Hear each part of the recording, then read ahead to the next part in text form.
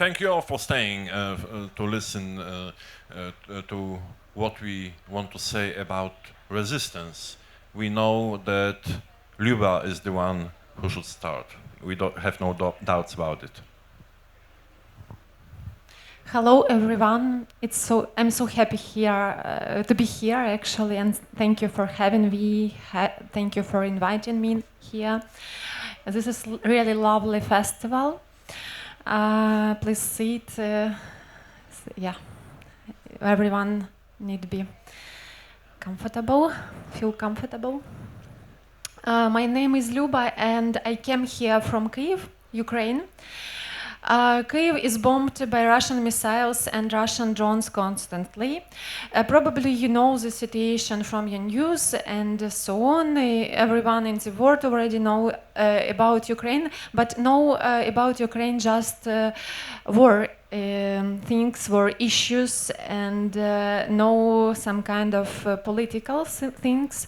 Now we want to speak with you about kind of cognitive technique of coping technique, and I want to share my experience with you, how to resist in such kind of dark time which we experience in Ukraine right now. And now this war wave is is sharing all over the world, and we already know that there can be war between Taiwan and China, and there are lots of issues also with Russia everywhere, and the USA already, the new president of the USA, new old president, who decided to make America great again. And this is really really terrifying situation in the world, because the USA also want to have some not their territories, want to capture them or so on. So talking about Ukraine, probably I should and I must to start with like kind of technique which we need in everyday life. Not only how to think about it and how to cope with it, but also what we need to do, what we can our skills, which skills we need to develop in our life. And probably the very first skills for me was to understand how to give people the first aid help, the first aid. And I'm here with my tourniquet. This is stuff I need to stop bleeding and to do not bleed out in case of I'm injured by part of missiles, and already part of such kind of missile, part of kinzhal, Russian kinzhal, fall in my garden near my house, near children trampoline. And this is awful because this can injure people and we can die. Also, my children, 9 and 14 years old, my two sons, they also can use tourniquet. I need to put it here, you know, to open it and to put it here in my hand, and then to use it, like make it like this. I'm not gonna to spoil my tourniquet. It's because I can use this just one time, and I need to change it every 6 months. It need to be fresh. It's not so fresh. It's already 4 months, I believe so, and in 2 months I will change it. And also during terrorist attack, everyone needs to use it. Because you can die out in 40 minutes after injuring. So talking about this, I also want to share with you how to cope and how to work, how to think about information, because there are lots of propaganda and Russian propaganda as well, and I know there is Russian propaganda here in India as well. And if you hear some information, you need to practice some critical thinking and to open, for instance, Wikipedia. For instance, Russia claims that Ukraine always was a part of Russia. And what should we do? Yes, we can open Wikipedia and check. When Kyiv, the capital of Ukraine, was established, and when Moscow was established. Kyiv was established in 5th century. Moscow was established in 12th century. If can Ukraine be always a part of Russia? Cannot, of course, couldn't, of course. And Russian people, Russian writers, they went to school in Ukraine, went to Kyiv-Mohyla Academy in Ukraine. And this information, we need to work and we need to learn how to work, how can we check information. Also, there is interesting things, how to cope with strong emotions. And now I'm working on a book about Ukrainian soldiers who were on siege in Mariupol. This is a really famous story. Ukrainian soldiers were already on Azovstal. Azovstal, this is a plant where they really huge plant where they tried to protect the city as well. And after all, they were captured. It was 100 people who were captured. And last year, I got a message from one of the soldiers who was imprisoned and then deliberated after all. And he wrote me, during this fight in Mariupol, I found your book in a bomb shelter there, and I read it. He lost his wife in Mariupol. She was also a soldier. In Ukraine, this is a common situation. In Ukraine, when you have lots of female soldiers, lots of female militaries. Before school invasion, we had about 20% of female soldiers in Ukraine. Now it's less because more men went to the army. But still we have hundreds of women in army. And of course, lots of them were also imprisoned by Russian army. And in this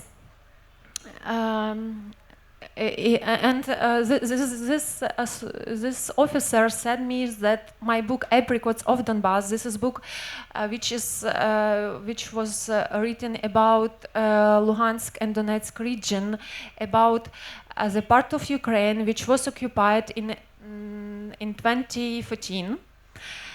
And it was really supportive for me because I felt distracted, and I didn't know that books can do something. But he said it was something kind of hope for him.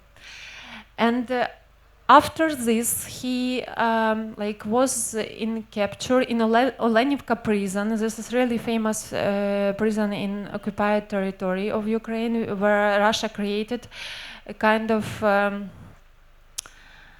really not good space, because Ukrainian soldiers there, imprisoned people there, they suffer from famine. They do not have enough food.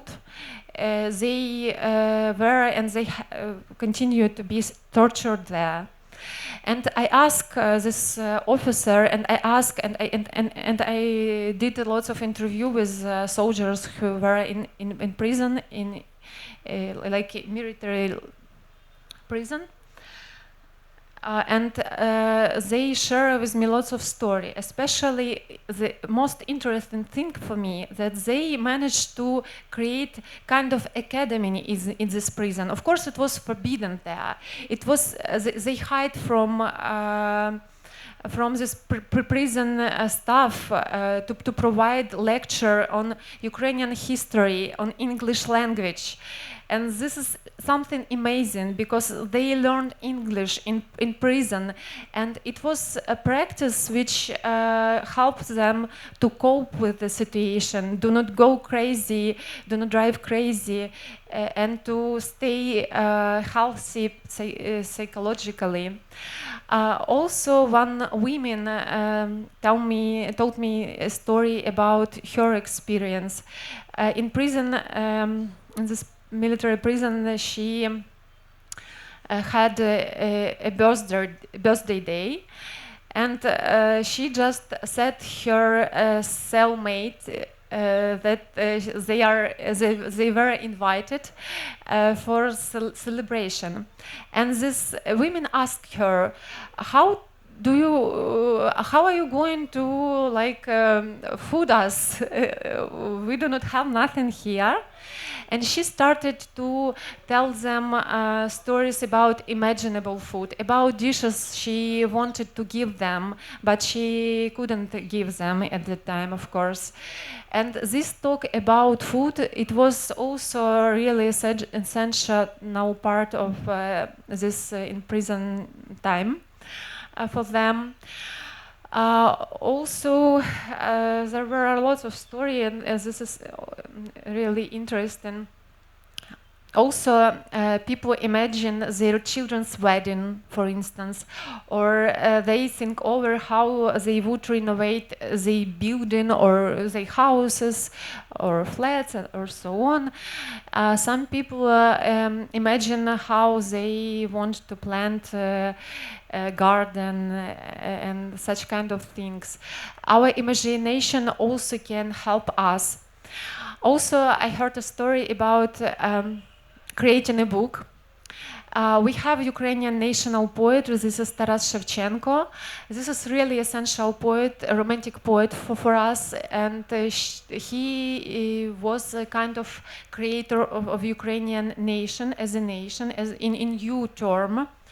And he wrote a book, one of the hugest of his book is Kobzar, and he create imaginable state of Ukraine when we were under Russian occupation, when we were colonized by Russia. For last actually 3 centuries we were colonized by Russia, and he creates image of our state, and he is really essential for us, and really beautiful poetry. His poetry is really beautiful, and these people in prison, this Ukrainian soldier, create this kobzar from piece of papers, small piece of papers. Somebody has a pencil, somebody remember these poetries, and they just write them down and make pictures on this small volume of Taras Shevchenko. Some people wrote poems, some people try to do something to be alive, and we have this kind of technique, and this is really was helpful. And in every situation, we always have a choice, and we always have a way how to act and to find a way for our freedom, to find a way for our resistance in our head. Even if you can be free like with your body, you can be free inside you, and you can resist and can be strong in this situation. Also, the last thing I will add, and I will finish, soldiers create lots of joke, and some of them make a kind of stand-up in prison, and it was also the way to make enemy miserable, to make in this way, in way of jokes and humor and black humor sometimes, because we make lots of jokes in Ukraine about yourself, and there are the ways of our nation. Thank you for your important voice of resistance opening our discussion, we agreed that I will follow, and I must confess that I feel humbled and honored that I can follow a Ukrainian poet, because the moment I thought about what is a voice of resistance for me, the immediate answer was simple, and it continues to be. It is poetry. For me, the voice of resistance, one of the most important voices of resistance, the way I see it, is poetry. And it is a voice of resistance because it goes against the grain of the gibberish of contemporary background noise of communication. Poetry is a privileged voice, is a moment when we focus on language with a special attention. Poetry goes against banality of what might surround us. Poetry is nothing like being banal. Poetry is about something important. Poetry is about searching for sense. Poetry is about searching for meaning. We say sometimes that poetry is music to the meaning. We say that it is a form of looking for meaning. And having that said, I thought about a great book with the banality in title, because of course everything what Lyuba said is of great importance. Poland stands in solidarity with Ukraine, and solidarity is a key word for Poland and for a Polish nation. Solidarity was a political movement that led to us to regaining the independence in 1989, to put it in the most simple terms. And this solidarity with having to resist or the need to resist the evil that surrounds us brought me to think about one of the famous books of Western world, Eichmann in Jerusalem, a report on the banality of evil. Eichmann was one of the major organizers of Holocaust, and a book by Hannah Arendt retells from a philosophical perspective his trial of the atrocities he committed. And the thesis, one of the theses of the book, is quite often misinterpreted. The banality of evil is not a claim that evil is banal or that evil is something ordinary. It's quite contrary. Hannah Arendt claims that Eichmann was able to commit all his crimes because he was simply not thinking. Here comes the banality, that he was a mundane man who followed orders, and that he was not thinking on his own, that he abandoned his own critical thinking. And when Lyuba was saying that we need to employ critical thinking to our everyday perspectives, here comes poetry.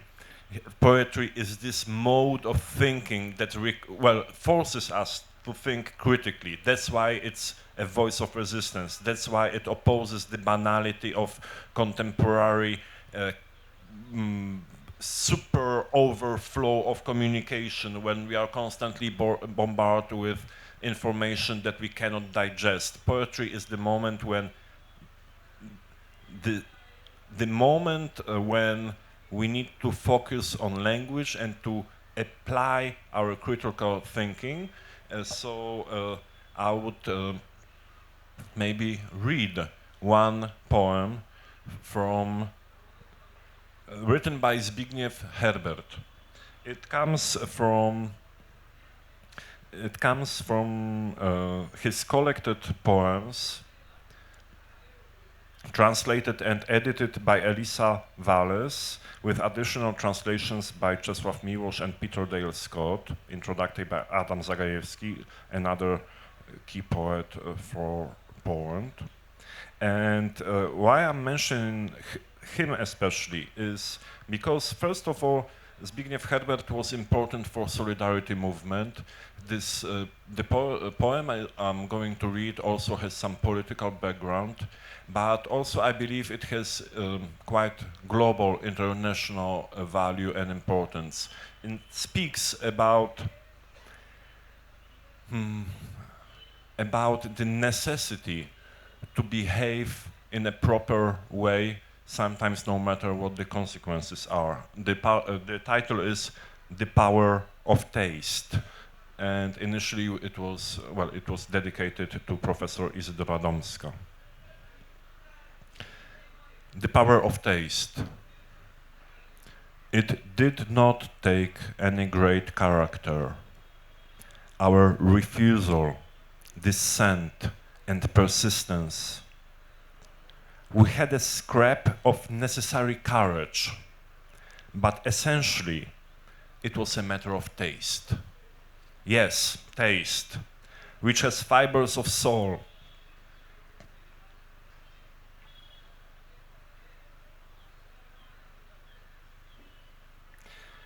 And the gristle of conscience. Who knows? If we'd been better, more prettily tempted, sent women pink and flat as wafers, or fantastic creatures out of Hieronymus Bosch. But what did hell look like in those days? A mud pit, a cutthroat's alley, a barracks called a palace of justice. A moonshine Mephisto in a Lenin jacket sent Aurora children into the field, boys with potato eaters' faces, very ugly girls with red hands. Truly, their rhetoric was just too shoddy. Marcus Tullius turned in his grave. Chains of tautologies, a few flailing concepts, torturers' dialectics, reasoning without grace, syntax devoid of the beauty of the subjunctive. So, in fact, aesthetics can be an aid in life. One shouldn't neglect the study of beauty. Before we assent, we must examine closely architectural forms, rhythm of drums, and 5 official colors and homely rituals of burial. Our eyes and ears refused to submit. Our princely senses chose proud exile. It did not take any great character. We had a scrap of necessary courage, but in essence, it was a matter of taste. Yes, taste, which tells you to walk out, wince, spit out your scorn, even if for you that your body's precious, even if for that your body's precious capital, the head, would roll.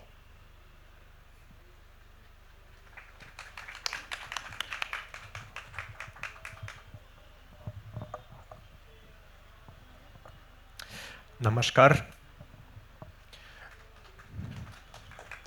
Thank you for a wonderful poem, Krzysztof.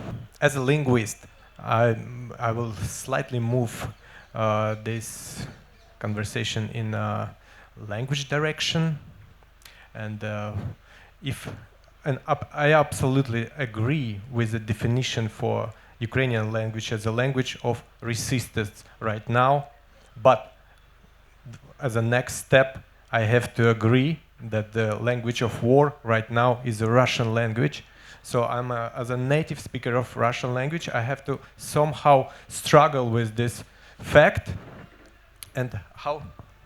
So what to do in this situation to me, and I'm representing Kazakhstan, one of the post-Soviet republic. So what the Russian government did by starting this war, the Russian government, Russia split Russian language into separate Russian languages. So now it's not only one Russian language, now it's Russophonia. Each post-Soviet republic, and not only post-Soviet republic, because Russian language spoken now globally in different countries, but each republic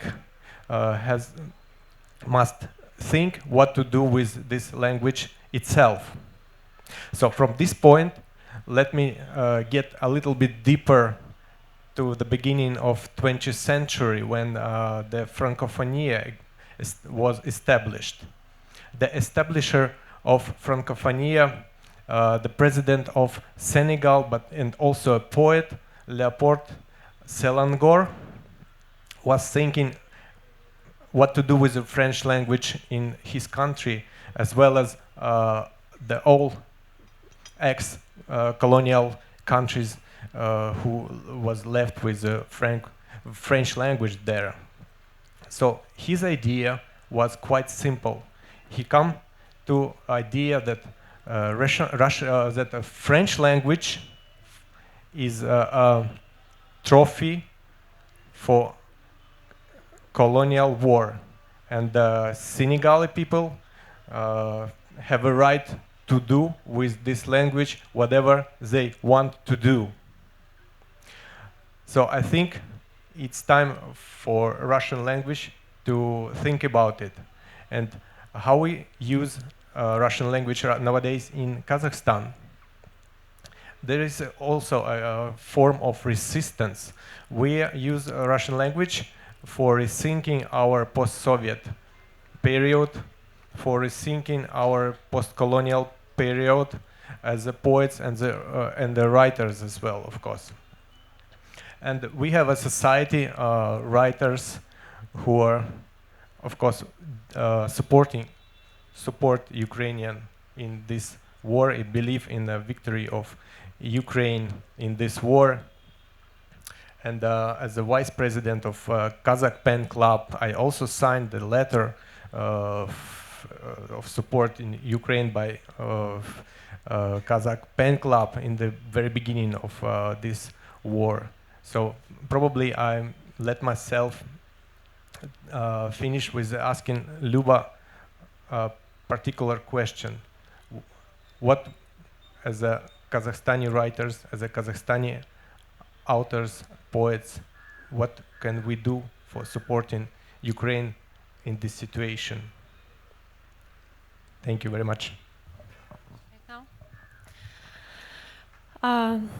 Talking about kind of comparison, it's also not always works good. Because the situation in Senegal and Kazakhstan, the situation are quite different, of course. And talking about languages and about how you can support Ukraine, we believe that a war in Ukraine, which is already, we already have 3 centuries of this war, actually, because we were colonized by Russia more than 3 centuries ago. And the main point of Russia all the time was to make this nation disappear. In Russia there are 120 something nations, and lots of these languages, lots of these people already disappeared because Russia make different nations disappear through culture. They make cultures disappear, they make languages disappear. And the biggest support of Ukraine in every part of post-Soviet territories is to preserve own language, because Russia wants to destroy us through our culture. Russia committed not just like genocide in Ukraine, it's also cultural genocide. Russia have been destroying already for 10 years in Ukraine universities, museum, school, lots of cultural institutions were destroyed by Russia, and this is part of their plan: make cultures disappear. And to help Ukraine, you need to preserve your own culture, your own Kazakh language, because this is the future, and this approach will have help us to resist with Russia and help us to make Russia fall apart. I believe this is the only way to stop this war, which continued for centuries. To stop this war, this is the only way to make Russia fall apart for this nation. Because in Russia there are not just Christians, also Muslims, lots of different religions are part of Russia, lots of different nations are part of Russia right now, and Russia may making everything to make the languages disappear. For instance, okay, I won't go deeper. And thank you for this question. Of course, every one of us can share our own information. Share information about Ukraine. It's also huge support. Lots of people, even abroad, donate for Ukraine, for Ukrainian army to help us to resist. And in Ukraine, this is now part of our culture. Even my my son, who is a teenager, he donates for army every month from his small money, which I give him. So this is already part of our culture, but every one of us needs to think about our own culture, because this is our force, our soft power, which help us resist. Thank you. Okay, thank you. I totally agree with my interlocutors, but of course, obviously, I'm not going to repeat what they said. So I think that the right thing for the ending of our conversation here would be maybe to sum up or to propose like two understandings of seeing literature as a voice of resistance in slightly more general terms that probably can be useful, well, especially for the situation when we are lucky and privileged enough to be safe in physical terms, but also, as Lyuba said, maybe surprisingly so in a situation in which we are not physically safe. So maybe we just seem to need this literary discourse, this literary language, this difference that literature gives us, even in a situation when we could assume that there are much more important things, much more basic things, much more basic needs. So what I would like to propose, just to complement and to sum up maybe this discussion, would be to see literature as a voice of resistance to immediate utility. Okay, so if I speak about immediate utility, we can understand it in many ways. So this is first of all, well, if we are physically safe, we could say that we have this very often this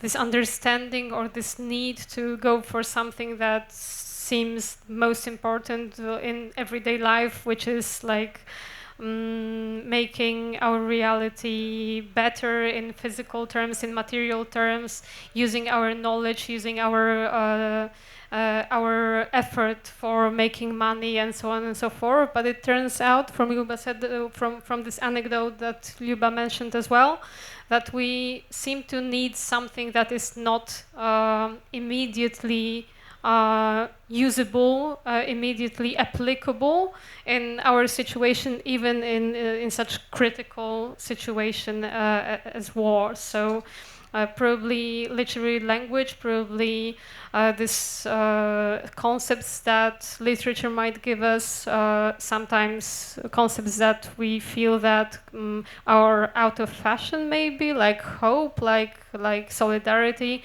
might still be in use, and also different like these usages of language that do not make us feel that it is transparent. So as you mentioned, sense of humor, it might be irony, it might be anything, but also it seems that these usages of language that are beyond what is transparent, beyond what is just simple, maybe something that we may call crucial to literature and how it can be the voice of resistance.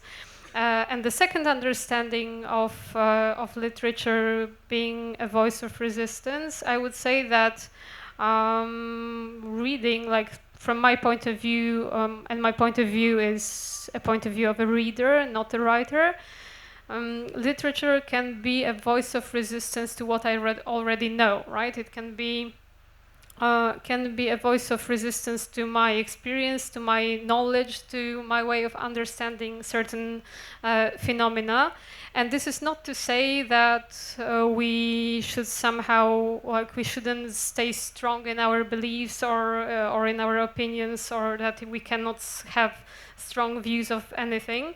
But I would rather say that the purpose is not to undermine, but to rethink, to complicate, to have this feeling that the perspective of somebody else's may complement yours or might change yours. And also not only in something that seems comfortable, that seems nice to read about, but also in situations when we have to face the feeling of pain and vulnerability, and maybe also revive some ideas or revive some concepts that make our default thinking, our default opinions, the opinions that we already have, being members of our national identity, being members of our culture, being members of our social sphere, that simply these voices, these literary voices, are something that can complicate this default understanding of world that we have, being where we are. So this is how I would sum it up. Yes, as I said, in more general terms. So I think that maybe now we have time for questions from the audience. Well, thank you for the presentation. But I have heard that the war in Ukraine is really terrible. But before this war, before this physical war, there has been attempts to destroy the language, the Ukrainian language, from the Russian side. Even before Russia, I think during this Soviet era, there was attempts to destroy the Ukrainian language, a sort of Russification. And can you be specific how they tried to destroy your language? Because I heard that even a letter, an alphabet in Ukrainian language was deleted. So how you resisted this attempt? How you survived? How your language survived? Thank you for your question. It's really a huge question, and I believe there are lectures on these topics. For instance, by Serhiy Plokhy. This is historian who wrote books also in English, a Ukrainian historian with Ukrainian roots, and talking about this problem, it was different method of Russia to destroy languages, not only Ukrainian but lots of them. Belarusian is almost Belarusian isn't exist almost. Probably some hundreds people just speak Belarusian because Russia was successful with this. Talking about Ukrainian language, it was forbidden to teach children at school in Ukrainian language for centuries, to write in Ukrainian language, to publish books in Ukrainian language. And it depends on time. Sometimes it was forbidden, sometimes we can publish some books abroad, and so on. It was really a bad situation with it. And Ukraine resisted trying to preserve language in text, in culture. It depends on, sometimes we had kind of a renaissance, how it was when Soviet Union was established, and after Ukraine occupation, they tried to act more polite with us and to give us something, and they let us to write in Ukrainian language. And we had kind of phenomenon in Ukrainian literature in 19th century. We had a kind of renaissance in Ukrainian literature. It was Red Renaissance, so it was called like Red Renaissance because lots of people really were believe in this communist model of society, and everything was good till Russia started new politics. They started industrialization in the Soviet Union. They started to build a huge factory, electricity plant station, electricity stations, and so on. And they started to destroy Ukrainian villages as well. They started collectivization. People were forced. People who was raised on the ground and have some own, I don't know, coal, own. Piece of ground, people were forced to go to kolkhoz, to the place where they were forced first to give this everything to Soviet authority, and they just started to be without nothing. They do not have nothing at the time, and. After this, Russia started repression because Ukrainian literature started to be so strong, so effective. We translated a lot of people from different languages all over the world in Ukrainian language. We had lots of, we written lots of we wrote lots of books. We translated lots of huge of books as well. And our culture became strong, and Russia started to repress our writers, to kill them, just to kill them. In Kharkiv, this is a city in Ukraine, in eastern part of Ukraine, we had lots of it. When it was a capital of Ukraine, Russia moved capital from Kiev to Kharkiv in case also to conquer Ukraine. And they just shut out everyone, almost everyone. We have hundreds of victims who were killed by this regime. And they created artificial famine in Ukrainian villages as well to do not let us resist against them, because Ukrainian culture were preserved in families. Everyone speak Ukrainian in families. In villages, people speak Ukrainians.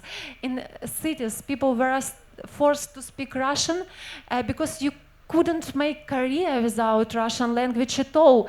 Even my father, who during Soviet Union time, he worked on a coal mine. He was a miner. Now he retired, and he was forced to speak Russian language. He used to speak Ukrainian before, and I was raised in Russian-speaking families. That's why. And when I went to university, I switched from Russian to Ukrainian, and I started to speak Ukrainian language and to work with Ukrainian language like a material for my writing. And this is also essential part of my identity. So it depends on time, of course, but situation was always like this. It was always like this. And when we resist, when we create our culture and we reborn our culture, Russia destroyed everything. And now this is the new wave of this destruction in Ukraine by Russia. Thank you.